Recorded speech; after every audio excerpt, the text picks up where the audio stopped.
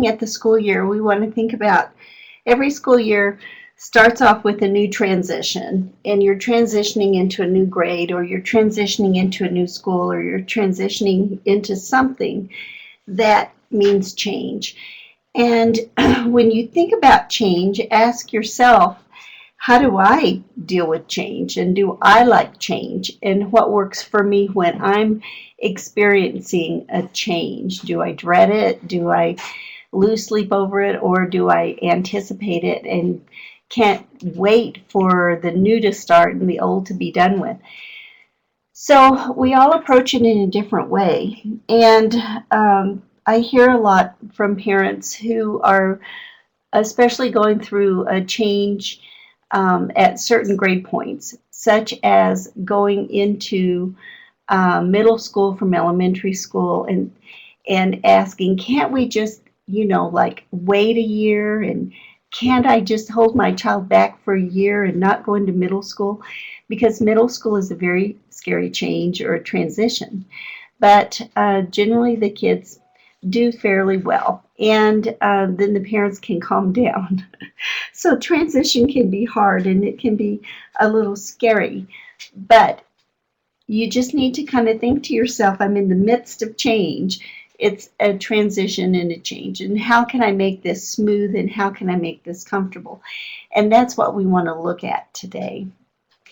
So looking at how you react to change is really kind of an important part of this, because your reaction to change is going to flavor or your child's reaction to change and those around you's reaction to change. So being deliberate about the planning process for transition for kids is really important, especially if you want to have so that your child can move smoothly and not feel anxious. And often kids' emotions will feed off their emotions they get from us. So if we're anxious about it, if we're worried about it, then that's going to translate to them. So we want to be proactive, not reactive, with experiencing change and moving forward into this new school year. So when we look at this, when we're looking proactively, we're looking at our move within the community in a forward kind of motion. And when we're reactive, the kids can flounder, and they're going to express it through behaviors that we don't want to see. And when students have the supports and accommodations needed at the very beginning of the school year, then they're more successful. And that's the IEP process. And to establish the familiarity with the new environment is really important. So that's part of that, getting to know the new place, getting to feel comfortable, getting to own it, getting to feel that you belong there. That's being proactive. So we need to look at, how we've done it in the past and how we hope to do it in the future. So when we are proactive, we're going to share our information and expertise. And it will help those new people feel confident about working with our child.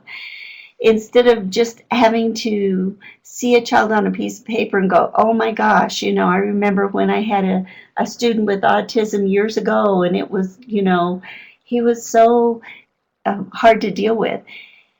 Well, probably didn't have the right supports. So having the staff feel confident is going to translate to your student feeling confident. So it just works for the student when we can kind of, as adults, get our ducks in a row and face the future in a real positive way. So we want to provide these opportunities for the folks who are going to be working with our student to get to know our student. And that's where the IEP really comes in handy and can be and should be used as a roadmap to be successful with the child, not just as a compliance tool, but a way that really demonstrates the positive aspects of the child and working with the child and how the child learns. The more we can support the child in the new environment successfully, the more the teacher's going to be successful. And the more the teacher's successful, then the teacher's confidence level goes up, and then the student's confidence level goes up. It's one of those circles that can really support or diminish a relationship. So when you're thinking about, the student goals in transitions, not the formal transition into adulthood, but just transitions in general, it is so that the student can move between the educational settings in a confident and safe way, moving grade to grade, getting to know a whole new teacher, a whole new classroom with new students in the classroom, and to move into it supported, not just, oh, well, let's give me a week or two to get to know, your student, and then we'll see what he needs. No, I'm telling you what he needs right now so that he can be successful and he can shine his best light for you so that you can get to know him that way, not knowing when he's unsupported, well, here's an unsupported student, and boy, is he going to be, a problem this year. We're just going to have a lot of trouble. That's not what you want. What you want is we're going to be supported and we're going to be proactive and put these supports are going to be in place on the first day of school so that you can get to know them, but you can get to know them in a more successful way.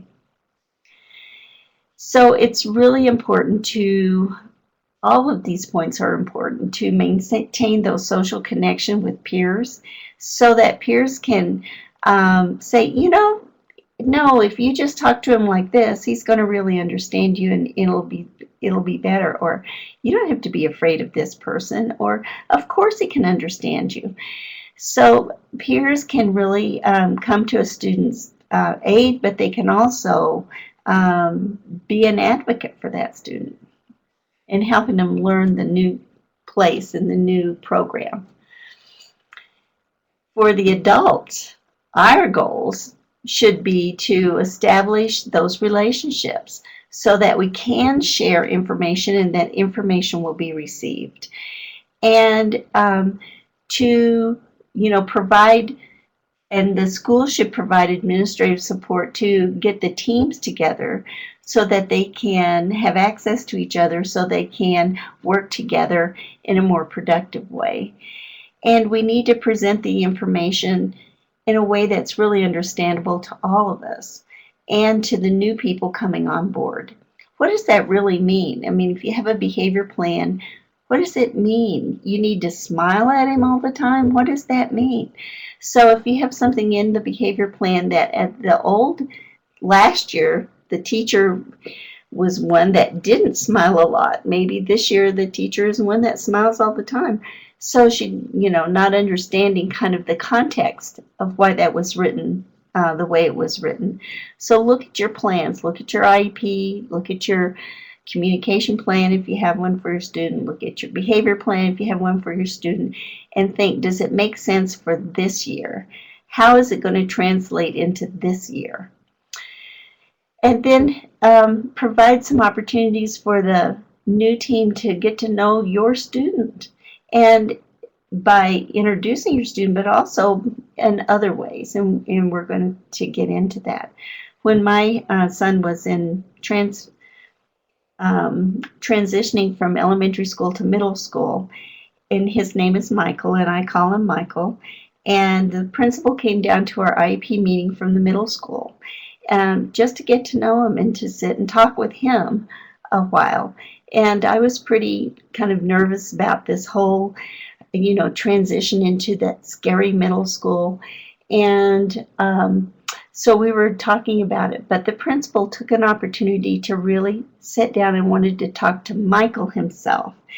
And not have Mom answer questions, but have Michael answer questions. And one of the questions was, do you want to be called Michael or Mike? And he said, I want to be called Mike. And all these years, we'd all called him Michael because I said, if I wanted to name him Mike, I would have named him Mike. This is to my dad, of course. And Mike decided for himself.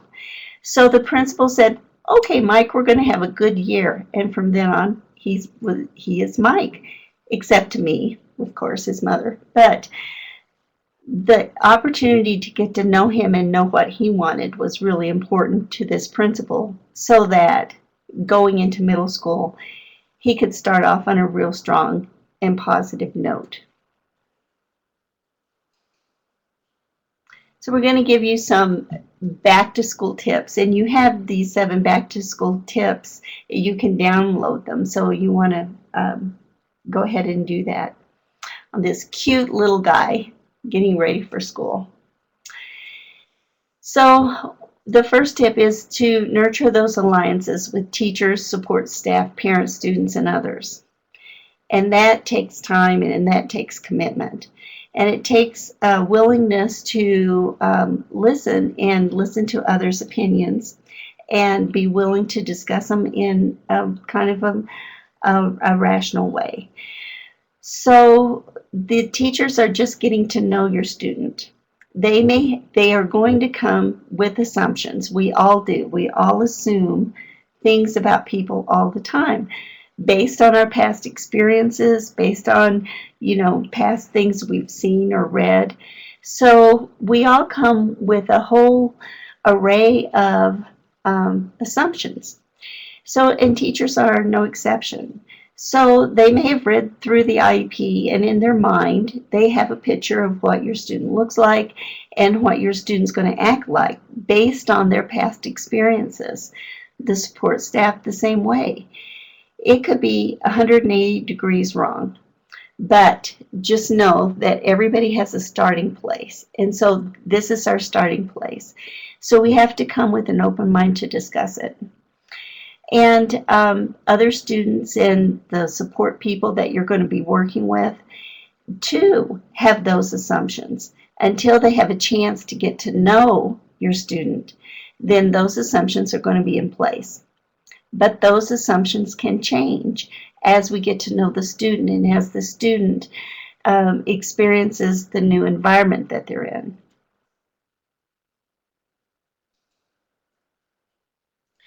So it really is important at the beginning of the year for you to pull out that IEP and to refresh your memory on the goals and on the priorities of the year, so that you can talk with the new team about those goals and the priorities of the coming up year.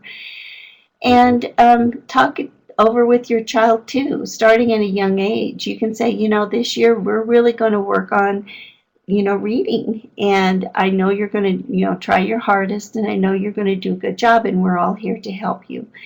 So you want to talk over those goals with your child. You also want to talk over with your child who his new teacher is going to be, and remember, every classroom has classroom rules. What were some of the rules last year in the classroom?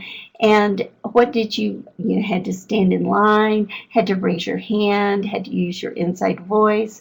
So you can go over the classroom etiquette, or you can go over, how it's going to be different. Last year you were in elementary school, and this year you're going to be in middle school. It's going to be different, but it's going to be fun and exciting too. And all you kids are going to be learning together. You're not the only one who doesn't know how to work the locker. You're not the only one who will forget where you're supposed to go next.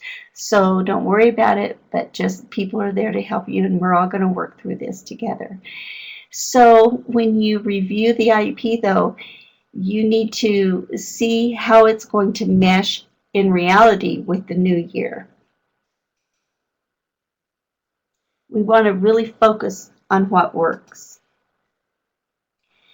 So when we go year to year, we're going to have a collection of techniques and of different approaches to learning that we've tried throughout the previous years, and we know that they work, or they've worked in the past. Parents are the constant on the IEP team. Everybody else is temporary. So you're going to start off with an IEP maybe at 3 years old, you're going to have a staff who works with 3-year-olds and preschoolers. Then you're going to move into kindergarten. Those preschool teachers are going to say goodbye to you and hand you off to the new team of teachers that's going to work with your child. That you are the one who's going to grow and work with your student all the way through school from until forever, until the child's out of school. So it really is important that you understand that you are the constant member of the IEP team as the parent. And keeping those things that work with your child written down, because we get in the habit of just knowing it and then we don't think about it too much. We just act on it. But other people need to learn it. So we need to be very conscious about keeping a portfolio of ideas and things that work for your child throughout his whole school career. So this portfolio, the portfolio purpose is to serve these, many purposes here on the screen. It's to serve as a transition document from going from IFSB, from going from infant, turning 3 years old, into an IEP, growing into that. It's to be, or going from elementary school to middle school, or middle school to high school, and then from high school to post-secondary. It grows with you all the way through school. It really kind of highlights the aspects of your learning and growth that can't be easily measured in discrete ways. This is really important. How does your child grow socially? How did your child make friends? What are their interests? What is the hook that hooks them into school? What's that sense of humor? So those are aspects of your child that are not just written down on a piece of paper that someone gave them a test and they found out, but it really is their personality, their thing that holds their interest, really interested in the stars, really interested in dinosaurs, loves race cars, oh, she thinks this movie star is so hot and has seen all the, vampire movies. That's a great conversation starter for her. So you want to keep track of that. And as your child grows and as you grow with your child, you are going to keep track of that. It's a great communication tool between for families and staff at school or people within the community. Your child may be involved in the YMCA, in the sports program, or youth group at church. So it's a great way to support those outside community activities too, to keep them involved and to keep them an easier way to build success for them in the community, not just at school. And even going and talking to medical folks when you have to do that, they need a way to communicate with the child and to relate to them, especially if it's going to be a painful procedure or something like that. Help develop parent and professional communication. Because as a parent, we're going to be talking with lots of professionals about our children, and teachers all the way through school, but also therapists, but also community members. And it's really important that we articulate the positive aspects of our child, to introduce our child to different folks within the community. And as your child gets older and you start helping your child transition into adulthood, this is really important. Your job is not done when your child graduates from high school. It continues on into adulthood. So this is, and many times you need this articulation in when you have this young adult more than when you have them in elementary school and everybody knows them. So just know that you're going to be growing this art and this skill along with your child. It also serves as, I really like this one, as a guide to the values and activities of the student and family. It rounds out the picture, not just the child at school, but the child in their life, in the community too. So, we are going to go to school, but after school, did you know that he's on a swim team and really loves swimming? And did you know that he plays baseball? And did you know that, he's really involved in their church youth group and they're planning on, feeding the homeless this weekend? Did you know that? So it really can serve as a ticket to knowing this child within a bigger aspect and bigger picture than just school. Plus, to uphold and honor cultural diversity. And very often we don't think about cultural diversity as much as we should.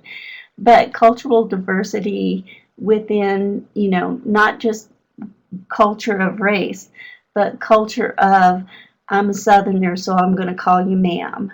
Or culture in that we have a very large family, and you really have to talk loud in our family when all the cousins come over if you want to be heard, or whatever your personal culture might be. And it's so important because this portfolio too can reflect the hopes and dreams that you have for your child, which are probably pretty typical of the hopes and dreams that most parents have for their children: to be happy, to have friends, to be a member of the community, to be able to take care of themselves, and to be cared for when you're gone. So there are many ways to things that you might want to consider when you're building this What Works portfolio. First, you want to have a very positive description of your child. We will focus on the needs of the child, but what you want to focus on are the positive aspects too. This is how we want to introduce, and this is how we want the world around to see our child, because when you build those positives, then we can see what we can build on. And then for some children and for some people too, communication tips, especially if you have a child who's nonverbal or uses a communication device or something like that, then we need to figure out, how is he going to understand what I'm saying? Well, he can understand you just fine. It's you understanding him that's going to be kind of a challenge at first, but just assume that he understands everything you say, something like that. What are the favorite subjects? Love science, just loves knowing how things work and how things grow and how things are put together. Or, loves books of fantasy. Boy, just loves dragons and castles and vampires. You put something like that in there and you've got somebody who's going to attend. How does he learn? This is important for all of our children to figure out, how do we all learn? And we all learn in a variety of ways. We're not just one auditory learner or one visual learner or one kinesthetic learner. We're pretty much a mixture of learning styles. And most kids are that way too. But you're going to have a learning style that kind of leans more towards one than the other. And then friendship tips. Here are interests. Here's what we really like to do, because friendships are often built on common interest. And so how can we have the opportunity to be around people who have a common interest? And when you think about, how you made friends when you were young, it started off most likely you started knowing the children of your parents' friends. And that's who you hung out with, because that's who your parents hung out with. Or it was all your cousins, or it was all your church, the folks from your church. So how do kids have the opportunity to hang out with each other?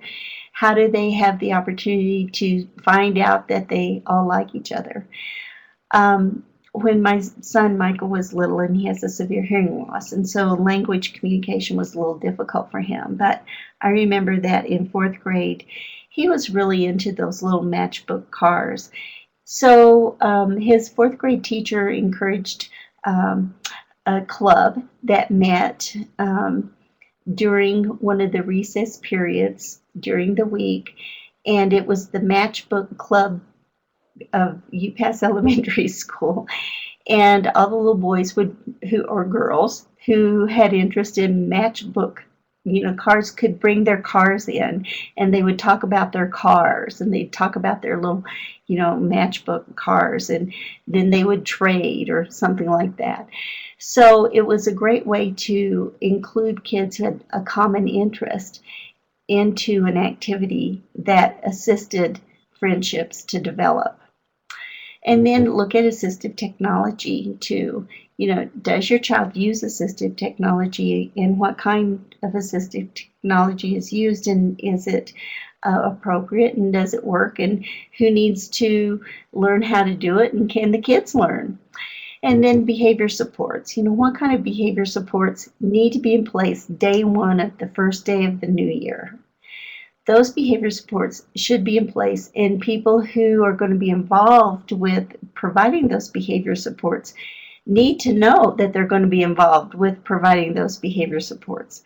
Sometimes, especially transition from building to building, we assume that information is going to get there, but sometimes it doesn't, and teachers are kind of blindsided. And what do you mean this kid's going to be in my room? And what do you mean I've got to support this child? I've never done that before. Nobody told me. So that's when you have an idea of how the child is going to be supported in class, and make sure that everybody knows that this child's coming and these are the supports they need, will build the success and not the reaction. There are many different ways that you can compile these, folders in these books into a portfolio. So it doesn't have to be fancy. It doesn't have to. There are commercial books out there that do this for you and are a guide for you. And some people really like that, because then they can just kind of follow a set example. But you can just put things together in an accordion folder. You can ask for a letter from last year's teacher. What was your experience teaching Susie? And what tips would you pass on to the new teacher? So just a one-page letter like that from an old teacher to a new teacher is very helpful. Have her friends, tell me about Susie, what do you like about her, and just put those peer comments in there too. So, and ask the person himself, ask Susie, tell me about yourself, how do you see yourself, and what do you like, and that kind of thing. And you combine it and you can put it together.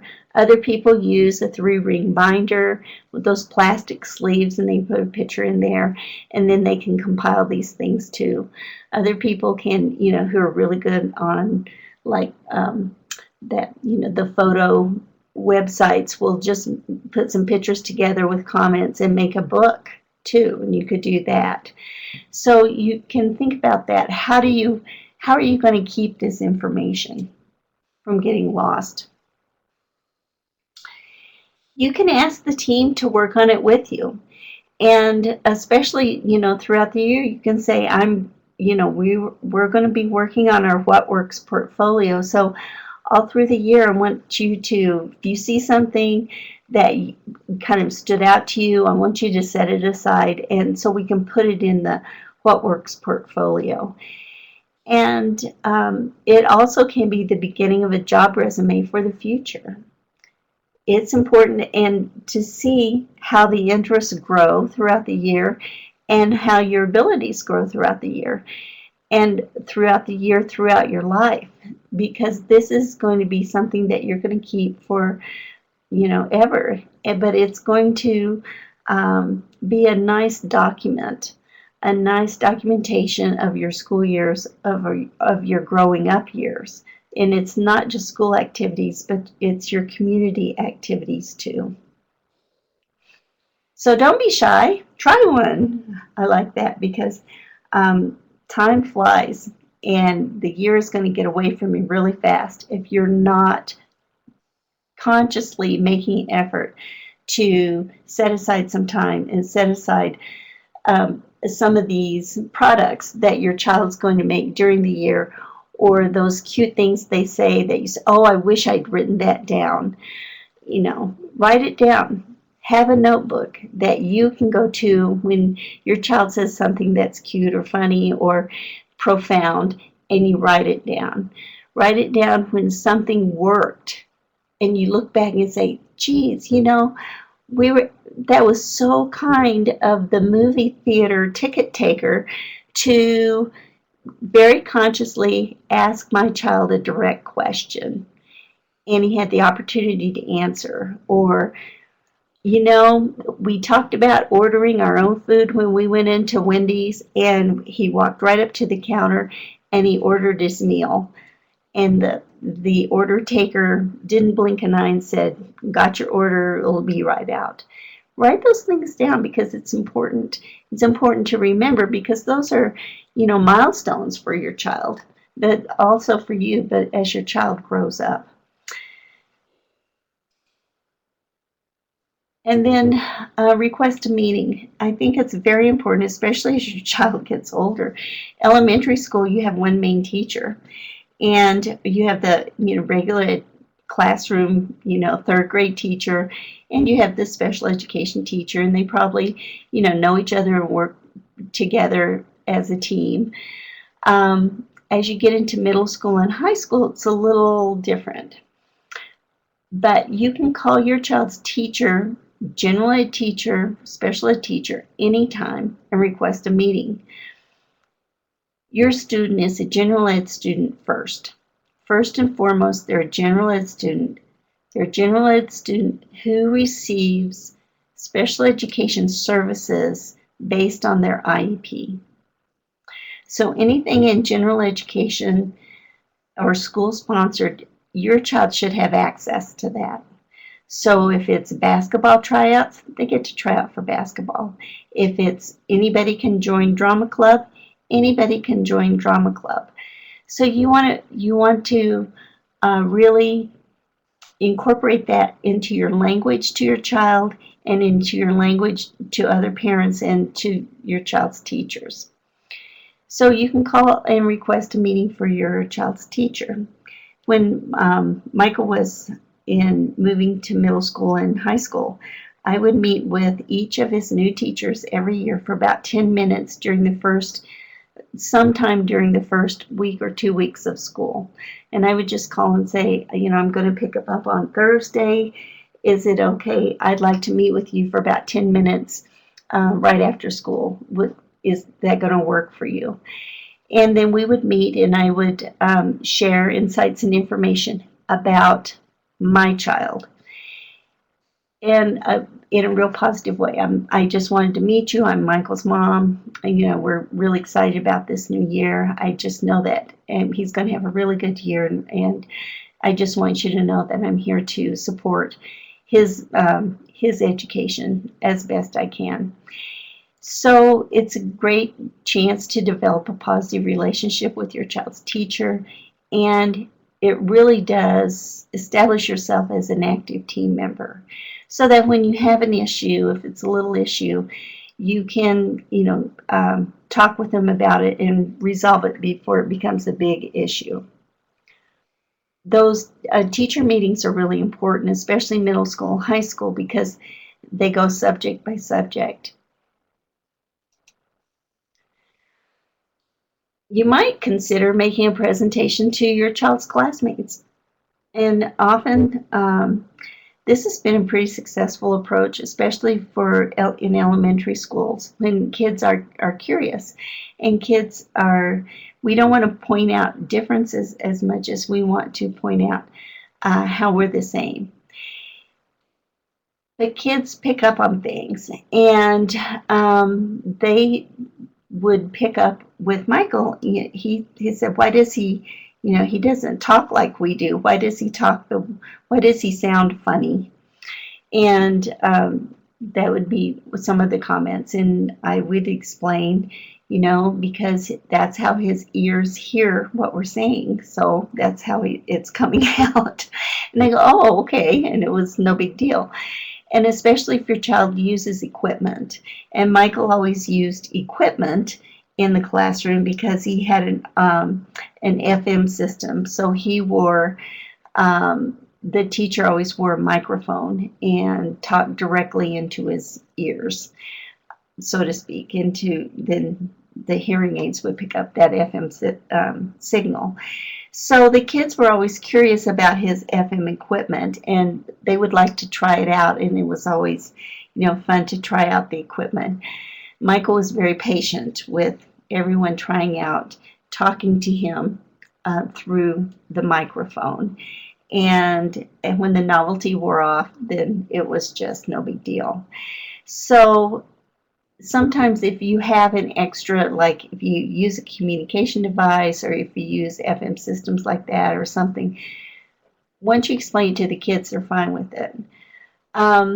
Share your child as the star. If you're going to do this, you do it in a very positive light, not that, oh, he's broken and here's how he's broken and not like you. Your child is not broken. They are who they are, and it's up to us to find the gift that disability brings to the classroom, but also to your child. And we are more alike than we are different. As kids can point that out to you really quickly. I like basketball, he likes basketball. As long as, you both like basketball, it's probably okay. Then it's really important as a parent that you stay involved in the school. School community is a major part of your child's life. I mean, this is their work. This is where they hang out. This is where they're going to build their friendships. This is where they're going to make those relationships with other kids. This is where they're going to learn how to get along with other people. This is a very important workplace for your student. It's their workplace and their learning place. So as a parent, it's really important that you value that, but also that you recognize that your contribution to the school community is extremely valuable and important. So joining the PTA or the parent advisory committees or those accountability committees is important because it shows the school folks that you value their workplace and the job that they're doing, but you also value your child's learning and your child's learning environment is very important. And the attitudes and the environment and that school folks can bring to this setting has a tremendous influence on your child's liking school or being able to learn in school. So it's important that you show up to school events, show up to open house, show up to PTA, show up to those things that run the school, those committees that run the school, and volunteer to be a part of it. Volunteer to be volunteer in the classroom. And some schools, are nervous when parents of kids who receive special education supports volunteer in a classroom because they feel like they're being watched or the teacher's being evaluated. It's a chance for you to say, I really like the way you interacted with little Susie over there when she had a question. I thought that was very sensitive. And you can give positive feedback to the teacher, not just negative feedback. Assist with these special events when they really do need parent volunteers to be there.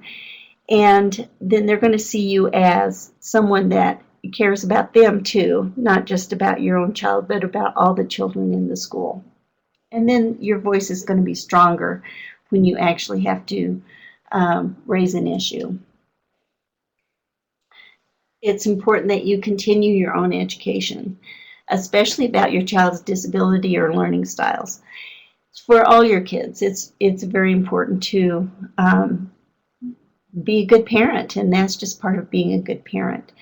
So, workshops and conferences and webinars are a great way to increase your education about how systems work, how schools, see their job in educating children, but also how does this disability impact your child's learning, and how can you bring out the gift of your child best. Support groups and community groups are important because you're being an example to your children and your child that, we all help each other, and it's your job too to give back to the community, not just receive from it. Listservs are fun, and you can get a lot of information from different listservs. Parent to Parent is a great listserv for parents who have children with disabilities to gather information.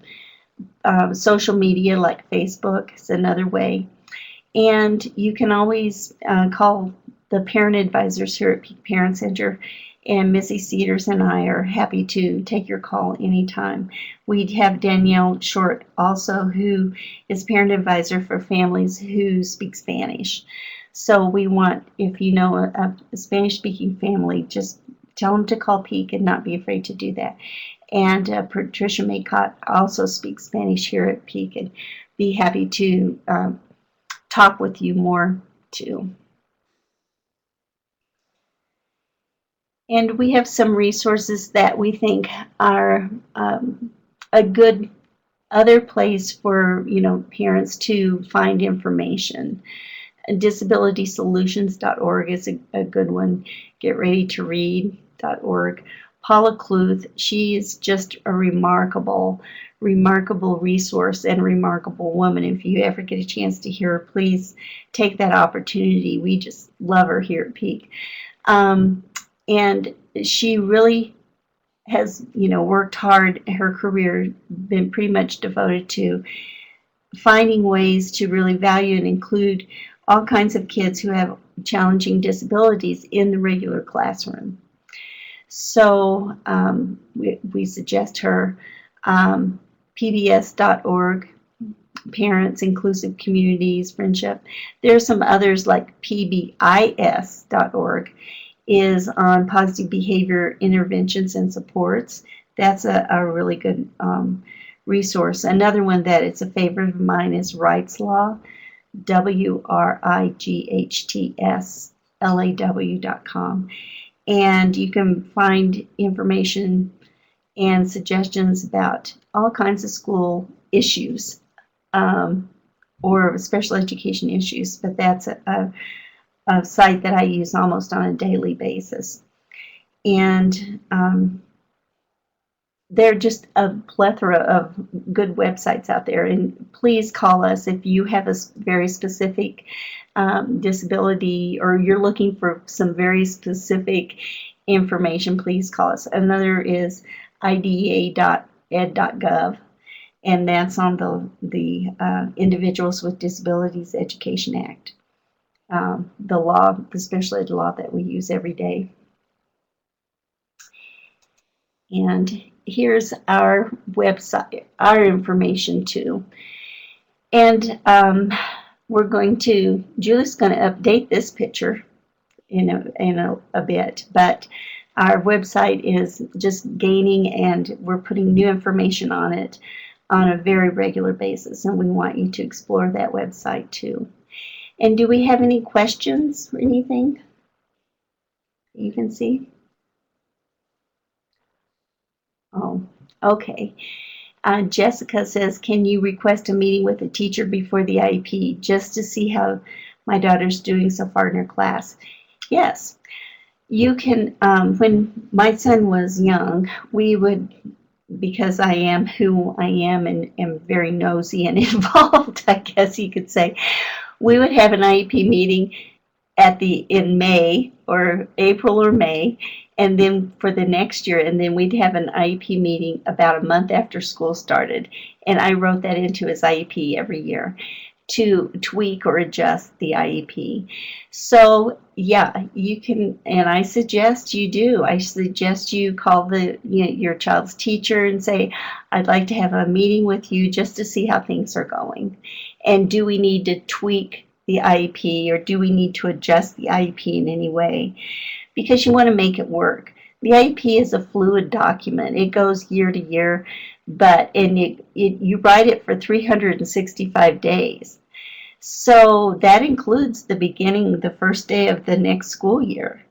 So yeah, you're going to have to, get to know these people, and you are more than welcome to ask for a meeting with your child's teacher anytime. So I think that's just being a prudent parent to see how things are going, not just wait to see if they're going in a bad way to change it, but if it's going in a good way too, you want to know that. And Yolanda says, is it a good idea to let the teacher know that my grandson has had behavior issues which escalate toward the end of the school year? You might say, in the past he's had some behavior issues that tend to escalate towards the end of the school year. However, I think if we kind of watch and are proactive in our support to him, then we won't have that problem. So let's work on being proactive and supportive during the school year, because then we can head off that issue before it even starts. And then Jill has, if you feel like the accommodations in the IEP are not being implemented, what's the best way to ask about that and address it? Well, it's really important. The accommodations are there to level the playing field and to help that child being supported. And what I would do when the accommodations weren't being met, or modifications weren't being provided, I would say, school doesn't work for Michael right now. We need to have a meeting and discuss accommodations. So we need to look at the accommodations and see if we need to change them or tweak them, or how effective are they? Oh, well, we haven't tried that yet. Oh, well, I can see why school's not working for him, because we found that when we provide these accommodations, then school works much better for him. And when school works for him, it just is working a lot better for the teacher too. So let's meet and talk about the accommodations and see if we need to tweak them a bit. And are those official IEP meetings, or can you meet without being an IEP meeting? You can meet without it being an IEP meeting. You can say, I need to meet with the teacher, I need to meet with the special ed teacher and general ed teacher, I need to meet with the special ed teacher and principal. I just need to, because we need to talk about why school is not working right now.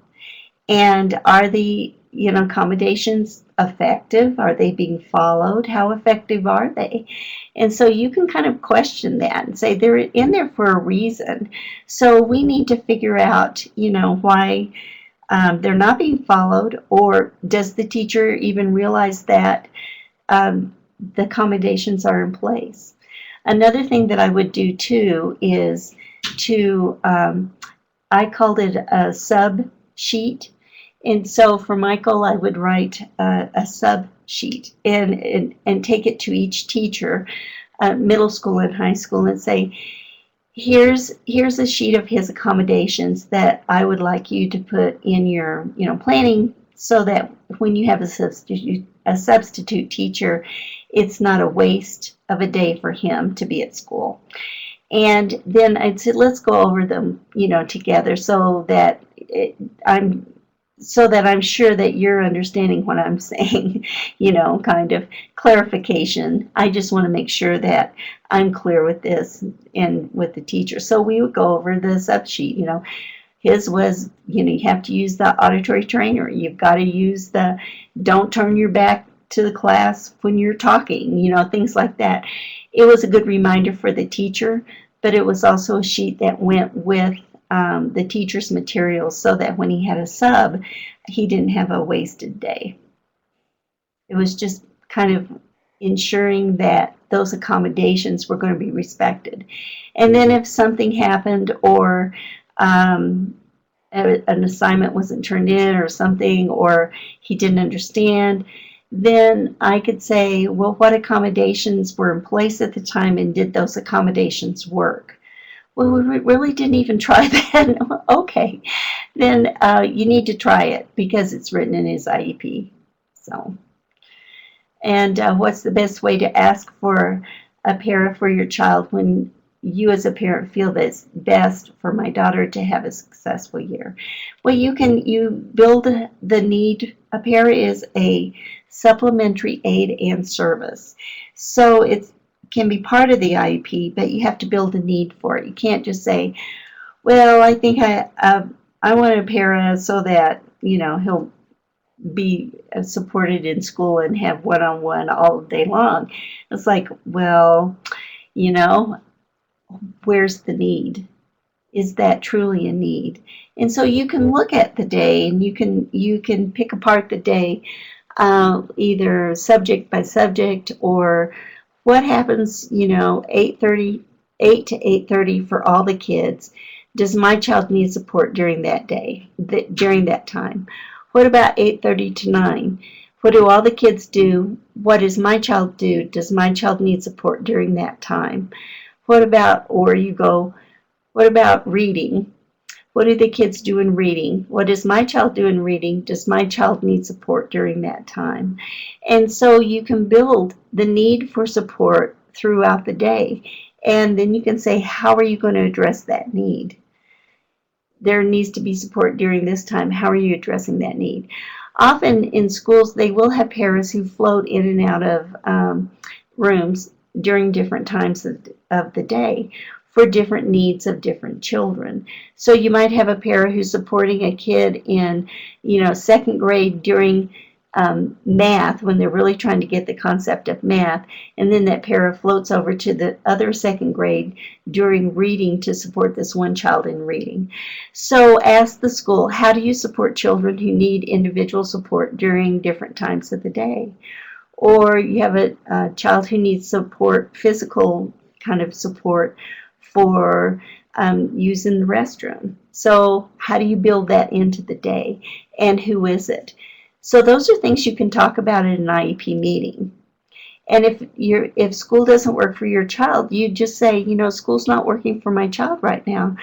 So what can we do to fix it? Meaning we as an IEP team. So anything else? Any other questions? It really is being a part of the team, and it really is knowing what that IEP says, and it really is knowing those supports that your child needs to kind of move from grade to grade to grade. You're not always going to get it right, but if you keep trying and if you keep trying with good faith, then it can work. And your child can have a good school year once you get these little kinks ironed out. I've never met a teacher who says, oh boy, I get to go to school today and make a child's life miserable, because that's the part I enjoy best about teaching, is the torture of it. Nobody says that. We all have the same goal. Teachers and parents have the same goal.